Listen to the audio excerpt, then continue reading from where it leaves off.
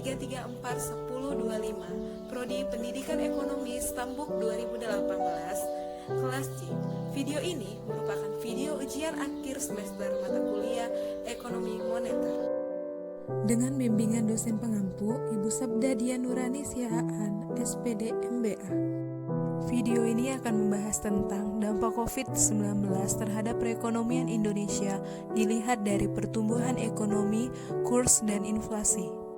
Menurut Bapak Peri Warjio, Gubernur Bank Indonesia, menyampaikan kondisi dari dampak COVID-19 terhadap perekonomian Indonesia terkait perkembangan dan kebijakan yang ditempuh Bank Indonesia adalah: yang pertama, pertumbuhan ekonomi Indonesia. Pertumbuhan ekonomi Indonesia triwulan 1 2020 tercatat 2,97% year on year, lebih rendah dari perkiraan Bank Indonesia, 4,4% year on year.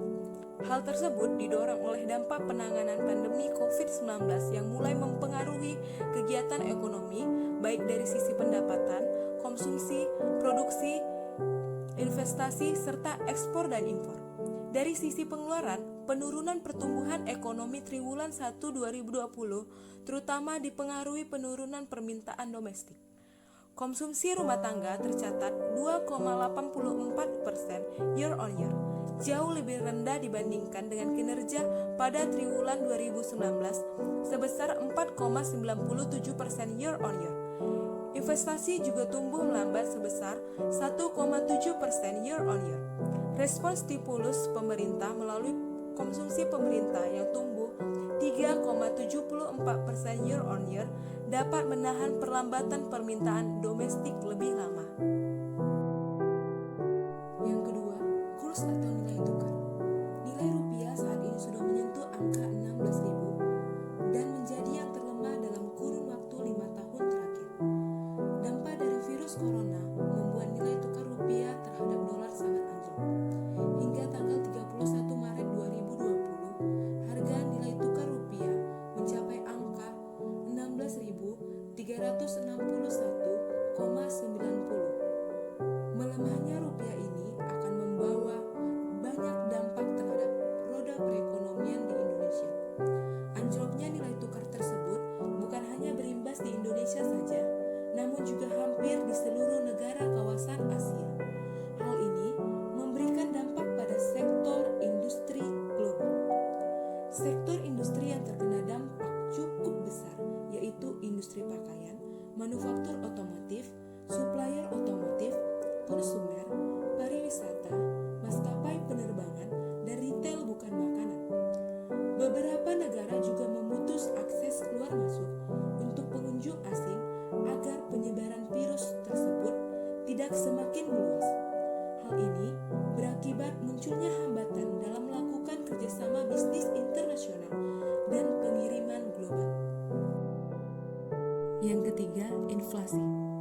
Berdasarkan hasil rilis BPS, inflasi indeks harga konsumen atau IHK pada April 2020 tercatat 0,08% month to month atau sebesar 2,67% year on year, lebih rendah dari perakiraan Bank Indonesia.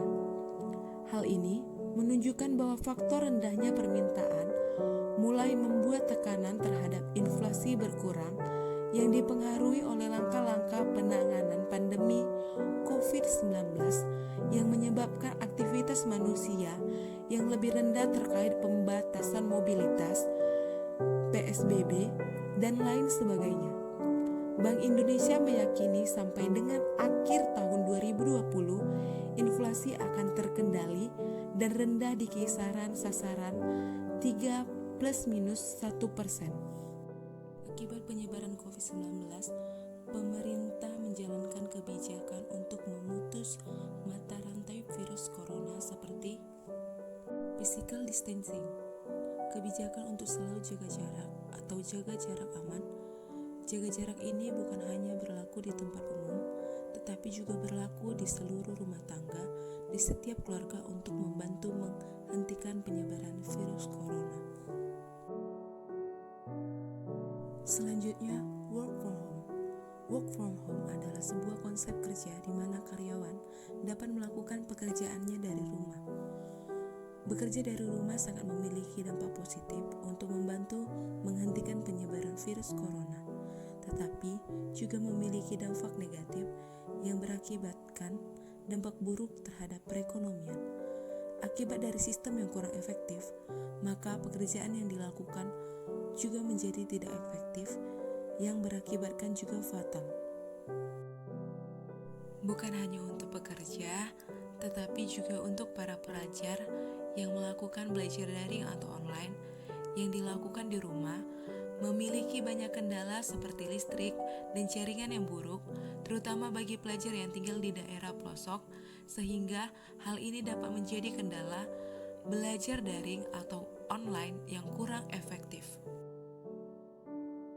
Melihat dari dampak buruk yang diakibatkan oleh kebijakan tersebut, terutama dampak buruk bagi perekonomian negara, pemerintah mengeluarkan kebijakan baru, yaitu New Normal, di mana New Normal adalah kebijakan kembali ke awal, tetapi berbeda seperti sebelum terjadinya virus corona.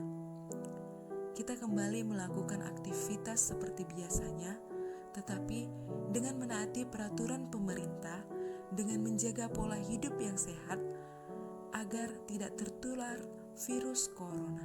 Sekian video dari saya. Apabila ada teori dan perkataan saya yang salah, mohon dimaafkan ya. Terima kasih. Thank you with all in this I just want to thank you.